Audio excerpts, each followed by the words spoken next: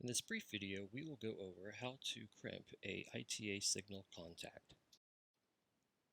The tools and supplies needed will be the instruction sheet downloaded from macpanel.com,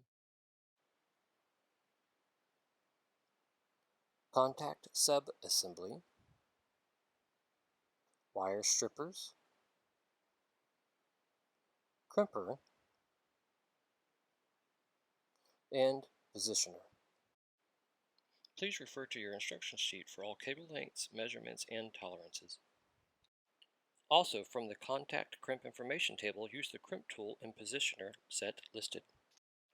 Before we begin, insert the positioner to the crimp tool and tighten in place with the 2 screws in the positioner.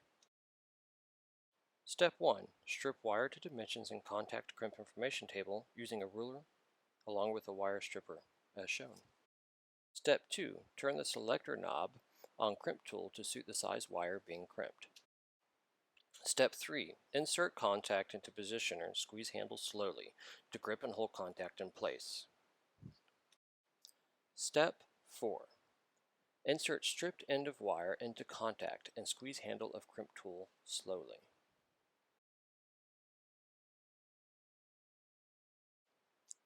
Step 5.